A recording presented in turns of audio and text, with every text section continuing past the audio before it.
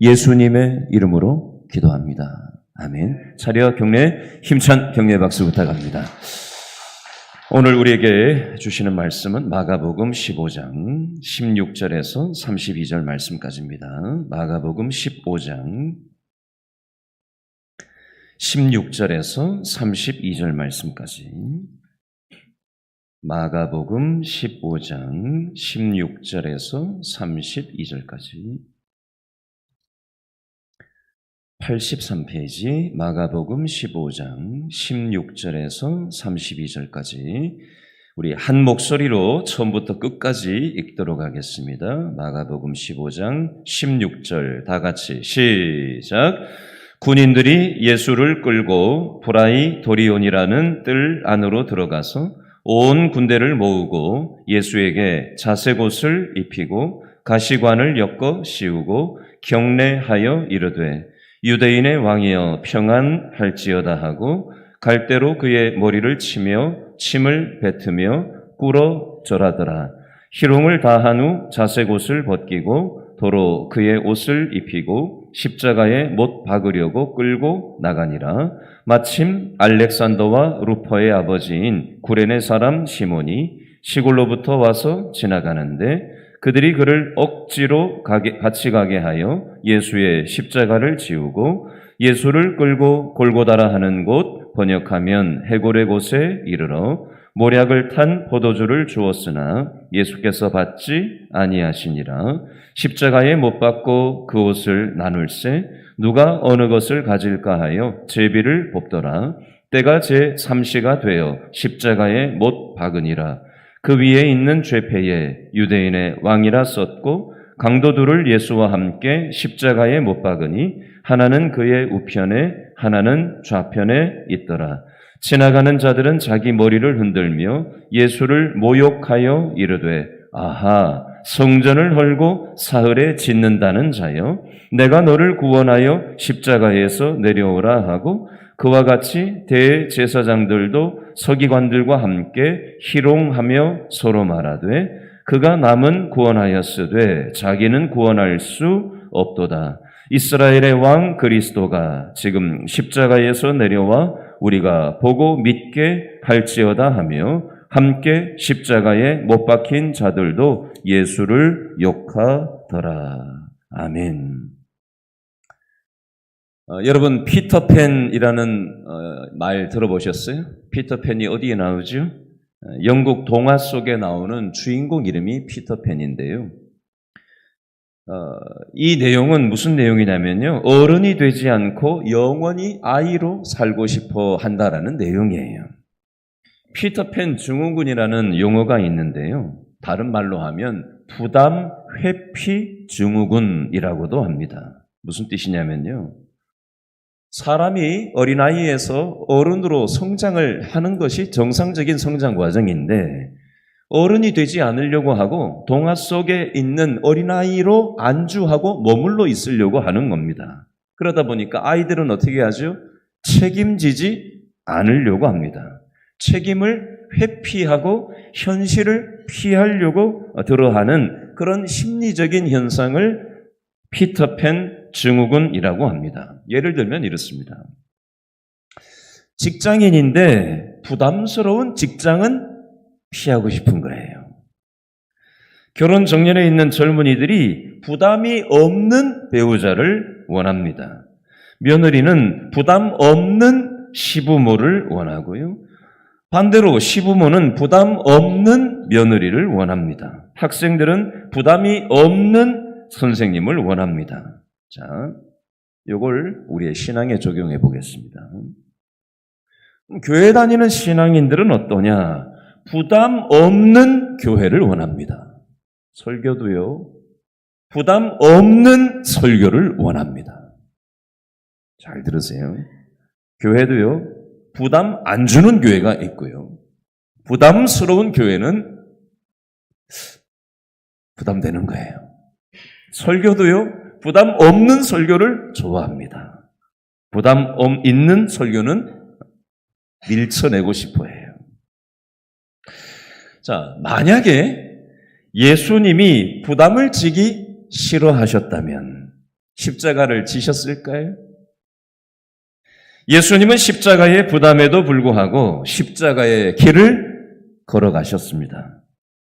예수님이 십자가의 길을 어떻게 걸어가셨는지, 어떻게 십자가의 책임을 져주셨는지를 오늘 본문을 통해서 살펴보면서 우리 역시 십자가의 길을 어떻게 걸어가야 할지를 세 가지 측면에서 오늘 말씀을 통해 교훈을 살펴보려고 하는 것입니다. 먼저 첫 번째, 예수님은 어떤 책임을 지셨나? 육체적인 고통의 책임을 지셨습니다. 그 근거가 오늘 읽지는 않았지만요. 마가복음 15장 15절 둘째 줄에 보니까 예수님이 뭘 당하셨다고 돼 있어요? 채찍질을 당하셨다라고 돼 있습니다. 여러분, 로마 군인들이 사용한 채찍은 동물 가죽끈에다가 납덩이를 달고 날카로운 동물뼈나 못을 박아서 채찍을 만들었어요. 그래서 채찍을 휘둘러서 이것이 사람 몸에 딱 채찍이 내리꽂혔을 때 살갗이 찢어지고 살점이 떨어져 나가는 그런 일이 있었습니다. 혈관이 터져 나가고요. 극심한 고통이 있었고 이 채찍에 맞다가 사람이 죽는 일도 있었습니다. 피로 범벅이 되는 상황이었어요. 17절 말씀해 보시면 가시관을 예수님의 머리에 씌웠다고 되어 있습니다. 손가락에 조그마한 나무 가시 하나가 박혀도 얼마나 쓰라린데 이 가시관을 머리에 찍어 눌러서 예수님의 머리에 씌웠다는 겁니다. 얼마나 육체적인 고통이 있으셨겠어요. 21절 말씀을 보시겠어요? 21절 말씀에 보니까 예수님에게다가 이 십자가를 그 나무를 지워가지고 그것을 십자가 처형대가 있는 골고다 언덕까지 끌고 갔다고 되어 있습니다. 전해지는 그런 글들에 보면 예수님은 이 고난의 길, 비아 돌로로사의 길을 걸어가시면서 14번이나 쓰러지시고 멈춰 섰다라는 기록이 있습니다. 하다 안 되니까 오늘 본문 21절 말씀에 보니까 그것을 구경하려고 서 있던 구레네 사람 시몬에게 대신 이 예수님의 십자가를 지웠다라는 표현이 나옵니다. 24절 말씀에 보니까 예수님을 십자가에 묶고 못을 양손에 박고 발목에 못을 박았다는 표현이 나옵니다. 예수님의 손목과 발등에 거대한 못을 박았기 때문에 뼈가 으스러졌을 것이고요. 힘줄이 끊어져 나가는 고통을 겪으셨을 것입니다. 이것은 물리적인 이 십자가의 육체적인 고난의 어떤 모습을 제가 설명을 드렸다면, 자, 이 내용을 우리 자신에게 한번 적용해서 생각을 해보겠습니다. 여러분, 우리는 신앙의 삶, 어떤 면에서 십자가의 길을 따라서 살아갈 때 우리는 조그마한 고통이 올 때 우리는 어떻게 해야 되느냐? 십자가의 길의 고통을 우리는 피하지 말고 살아야 할 것입니다. 때로 우리는 교회 생활을 하다 보면 고통이 있을 때가 있습니다. 우리는 가정 생활을 할 때 고통이 올 때가 있어요. 오늘 또 출근하시는 분들이 있을 텐데 아르바이트를 하는 현장에서도 고통이 있는 부분이 있습니다. 우리가 신앙의 삶을 살아갈 때 내가 예수님 믿는 사람인 것 때문에 우리의 가정과 교회 생활과 직장 생활과 아르바이트 현장에서 고통이 올 때가 있습니다. 내가 마땅히 책임져야 될 그런 십자가가 있어요. 자, 오늘 마가복음 15장 21절 말씀해 보니까 구레네 사람 시몬이 예수님이 지고 가시다가 못 지고 가시는 그 십자가를 대신 지게 되는 장면이 나와요. 그 표현이 오늘 본문 21절 셋째 줄에 보니까 억지로 구레네 사람 시몬에게 십자가를 예수님 대신에 억지로 지게 했다라는 표현이 나와요. 여러분, 억지로 무슨 일을 해야 될 때 우리는 어떤 마음이 들지요? 이 구레네 사람 시몬은 어떤 마음이었을까요? 갑자기 구경하다 말고 예수님 대신에 십자가 짊어지고 그 길을 걸어 올라가라고 했을 때 구레네 사람 시몬이 이렇게 생각했을 거예요.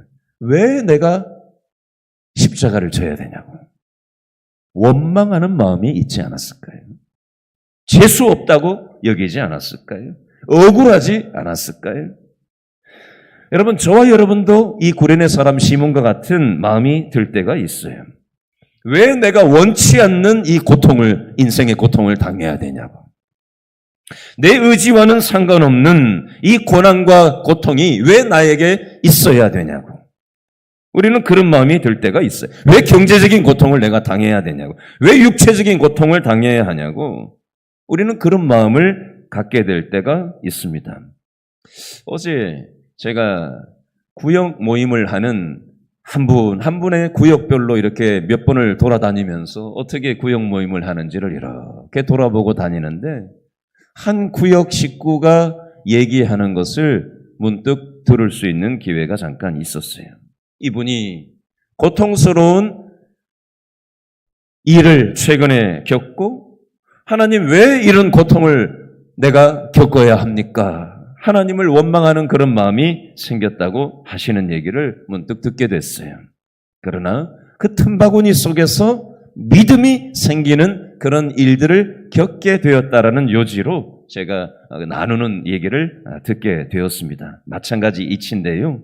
오늘 마가복음 15장 21절에 나오는 구레네 사람 시몬이 구경하다가 예수님이 못 지시는 십자가를 억지로 같이 지게 되는 그 육체적인 책임을 져야 되는 고통을 원망하면서 재수 없어서 이것을 겪는다고 생각했는데 여러분, 구레네 사람 시몬이라는 21절의 표현 앞에 이름이 나와요.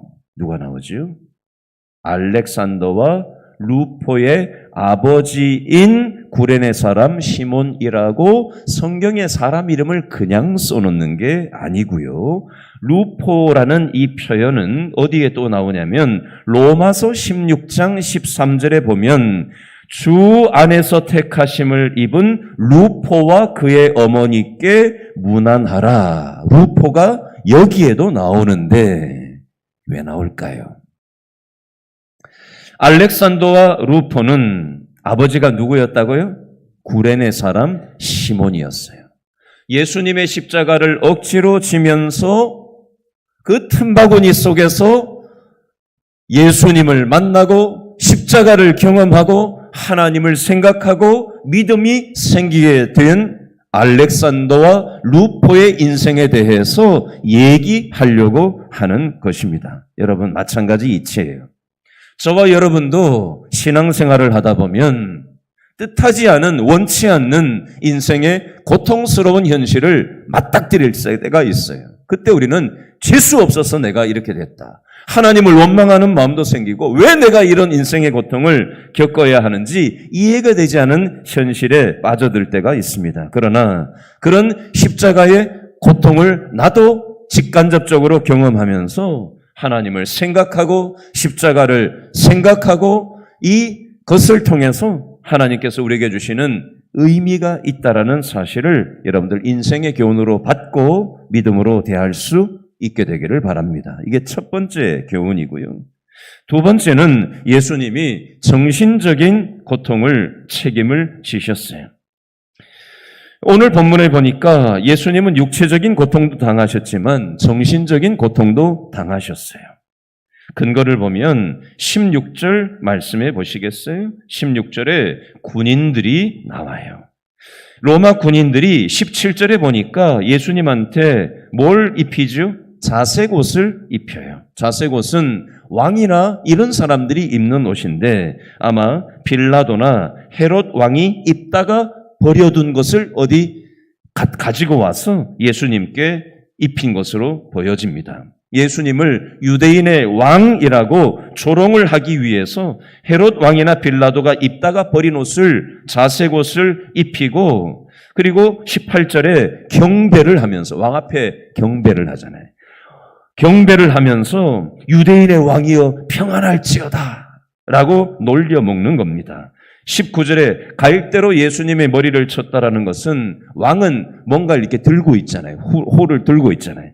근데 갈대를 홀 대신에 들고 있게 하면서 그것을 빼앗아 가지고 예수님의 머리를 치면서 침을 뱉으면서 모욕을 주고 20절에 예수님에게 희롱을 하고 옷을 발가벗기고 그렇게 예수님을 정신적으로 힘들게 만드는 장면이 나오고 있습니다.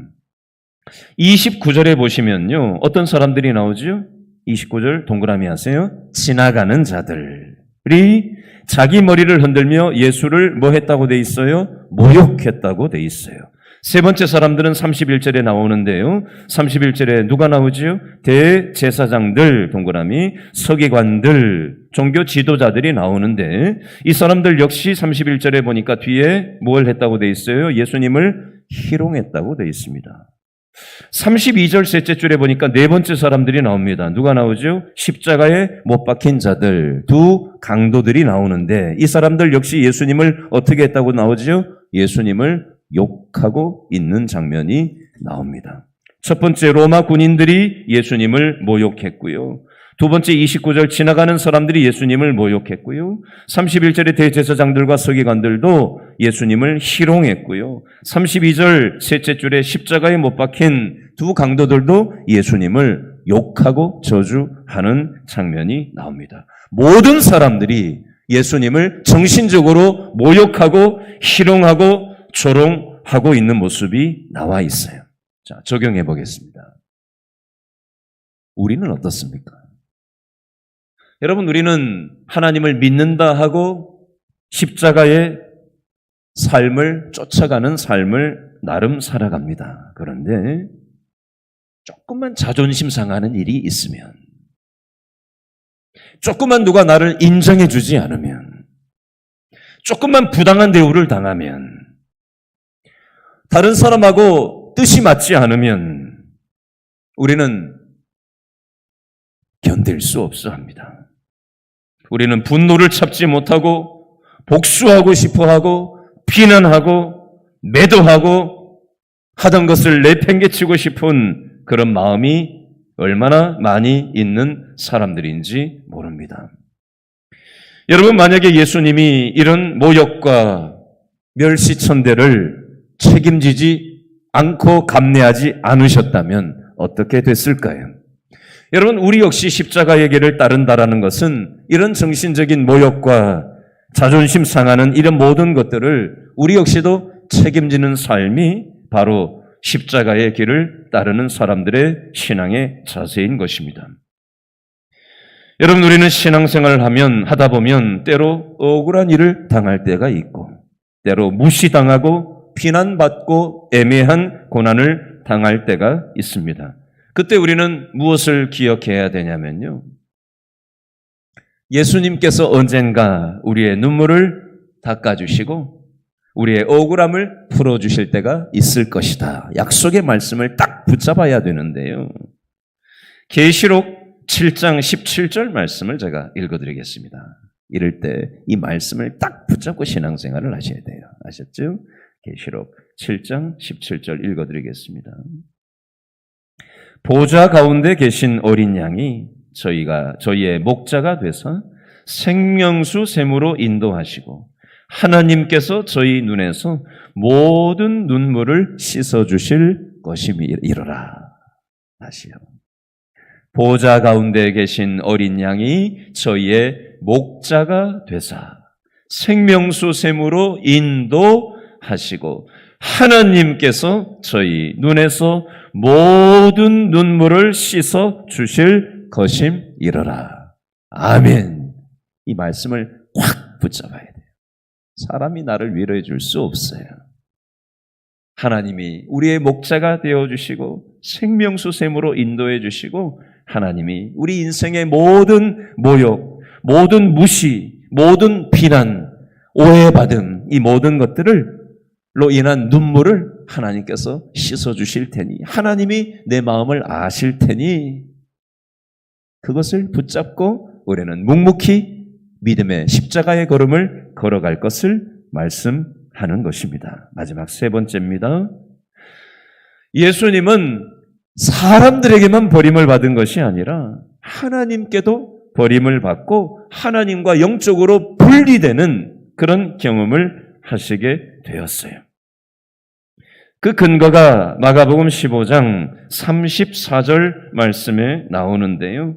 34절 말씀에 보니까 제9시에 예수께서 크게 소리 지르시되 엘리 엘리 라마 사박다니 하시니 이를 번역하면 나의 하나님 나의 하나님 어찌하여 나를 버리셨나이까. 하나님과 예수님이 인간의 죄를 예수님이 대신 지시고 십자가의 죽으심으로 말미암아 인간들의 죄가 예수님께 전가됨으로 죄가 있는 예수님이 하나님과 분리되는 이 고통을 겪게 되는 이 장면이 바로 엘리 엘리 라마 사박다니 하나님 하나님 어찌하여 나를 버리셨나이까. 하나님과 분리되는 이 고통이 예수님께 있었다라는 것을 말씀하시는 겁니다.